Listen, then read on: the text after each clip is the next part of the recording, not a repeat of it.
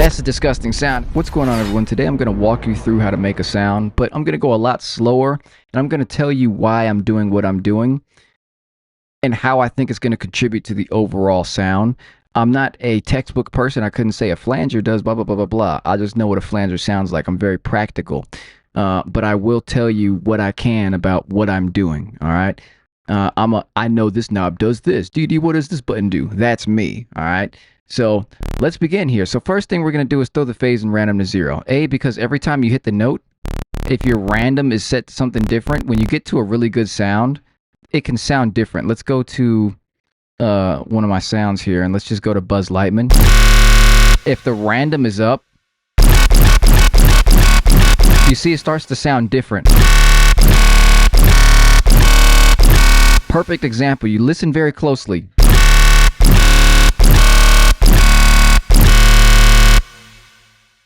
I don't want all those different harmonics and inconsistencies in the sound every time I hit a note. I want it to sound the same every single time, so we throw our random to 0. So it's the same every single time. Let's go back to initialize. So that's why I like to throw the phase and random to 0. The phase is just where the sound is going to start in the wavetable, okay? Your starting position, and the random is, okay, just because you're starting there doesn't mean I have to start there. If I have to start at 182, okay, I can't go anything before it. I can't play anything before it, but I can start anywhere after it. You know what I mean? That's what the random does. So I want the phase and the random to 0. All right. So now I have to know what I'm making. In this case, we're just going to make a cool little wobble. Okay. So I'm like, okay, how did I figure out what kind of wavetable I want to choose? Why, this is exactly what I did. I went to the analog section, went to 4088. Played around with it, and then I started moving the wavetable position. And I'm like, oh, I like that. And I'm like, and the ones that I like, I wrote down in a notebook. I said, I like 4088. And I would maybe put a note next to it and say, because it's got a lot of, ooh, that would be a really cool, like, sustain, right? That's sick. Let's go ahead and throw the wavetable position to 49. You see what I did? What if I want to do that without having to move this knob myself? So I want to start here, I want to end here. So let's go ahead and throw the wavetable position to 94. Go to envelope 2 and throw the attack out to like 211, okay? So now it's going to be a nice ramp, and it's going to end up here at the top of this ramp.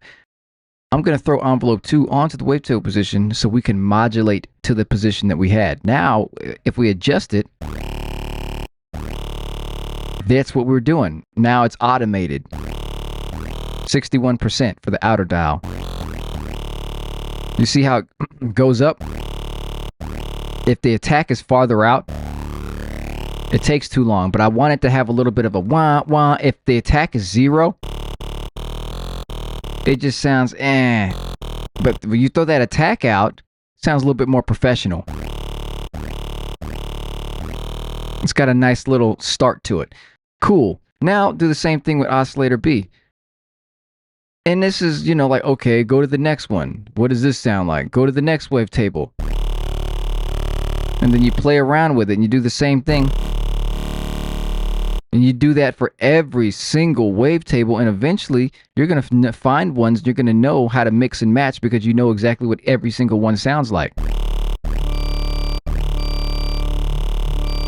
So, in this case, I'm going to go ahead and choose analog BD sine. And I'm going to go ahead and put the wavetable position to 77 and modulate into a position over there. Now I want this to be louder, so I'm going to go to the effects section. What we used to do in Serum 1 was throw the compressor on, throw the multiband option on, throw the threshold back. It was just a quick fix to get it loud and in your face. Now it doesn't work the same. You have to actually do the makeup gain yourself. So that's one way, but I'm like, okay, that takes too long. When I could just throw a distortion on here, change it to overdrive, throw the drive up. Nasty. Without it, with it. And now it's like really pumped, right? So I want to bring more of that detail back. I'm going to bring in an equalizer now and focus on the right side gain dials. High shelf, low shelf. I want a high shelf to bring some of that detail back. And a low shelf to give me that nice low end. Now, I'm going to bring in another oscillator because I want a little bit more definition. So I'm going to go to like a harmonic definition, so to speak. So I'm going to get a harmonic series here. Phase and random to 0. Once again, play around with the wavetable.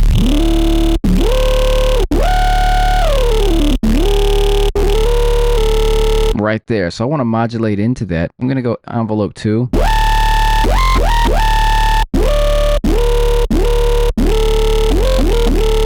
Right there. There it is. That's sick. So now, if I want it to move and use an LFO, how do I simulate that? Well, I'm going to play around with the levels, right? So if I want this to go woo, woo, woo, woo, woo. How do I do that without having to do it by hand? Well, let's go to an LFO. It's already set up for you, 1/4. So I throw the level down, and I throw LFO 1 onto the level here. And it's an automatic LFO bass.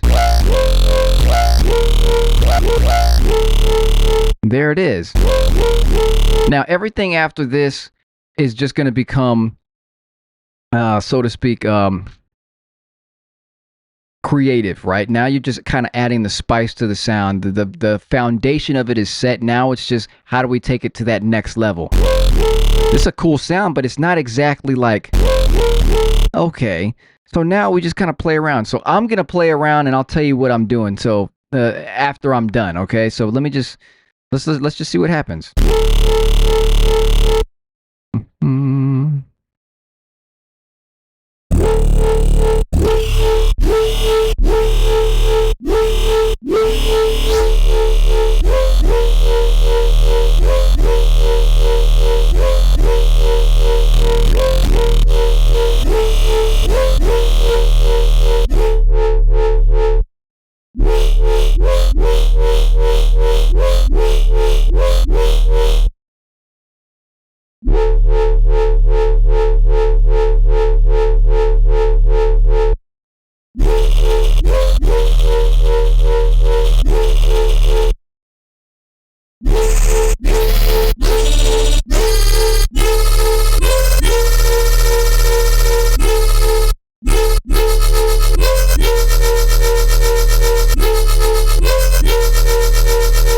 That's nasty.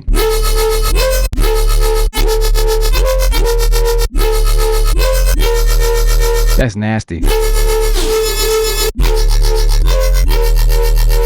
That's disgusting right there. Now we got a sound. Once it gets that disgusting and that's nasty out of me, I know I'm getting somewhere. So, like I said, I'm not textbook. I couldn't tell you what a damn reverb filter does. I just know, you saw I was just moving knobs until I got to a sweet spot. I use my ears and I say, okay, that sounds good, or okay, that doesn't sound good. So in this case, I threw the reverb filter on, turned it on for oscillator A and B, threw the resonance to 34, the cutoff to 46, the drive to 8. And then I went to LFO 2 and changed it to triplet eighth notes and threw that on the level of oscillator A, while LFO 1 is modulating the level of oscillator C at a quarter note interval. So now we have this dichotomy of quarter notes and eighth note triplets. That's disgusting. That's a disgusting sound, and I'm not going to overdo it. That's the sound, right? But that's sort of my philosophy. The filter was just that creative spice to get it to that next level. The foundation was set once I knew how everything was going to move, my bass sound. Then I added in that LFO 2 with the triplet notes to have the dichotomy. It's very basic. You don't have to do much, but you see I'm very generous with my EQs because I'm trying not to use external VSTs. To, like, I would maybe throw Diablo on here from Cymatics and really get this thing crazier, but just all within the box and straight and concise to the point. That's what these videos are about. And the cool thing is, what I want you to understand is, now you saw what the reverb filter did to this sound. You take note of that. If you like that, you're like, oh my God, I like that. Make a note. I like reverb filters. So when I get to a sound, let me just throw a reverb filter and start playing around with the knobs, and maybe I'll get something dope. But I'm aware of it now because I did it in this video. You see what I'm saying? That's the point of this. You get that repetition, you begin to understand how you can start a patch, and you begin to understand what knobs you like to turn and what sort of like modulators here or what sort of, like, you know, different warping things you like based on doing it from the video, and you're going to get that Rolodex in your head of, oh, I like this, oh, I like that, I like this wavetable, I like that wavetable. That's what it's all about. And you doing that repetitions, you start to know, okay, I know envelope 2 is here, I know LFOs are over here, I know filters are over here. So not only are you learning the layout of the program, you're learning where you can drop them to do certain things. That's what it's all about. You don't need to know that the LFO was a low frequency oscillator. You don't need to know that shit. You just need to know that it makes the sound go, that, you know, make the sound. That it's about making music, not doing things about making music, okay? That's my philosophy, at least. So hopefully this video kind of helped you out, and you got a cool sound out of it. So that's the sound. Enjoy.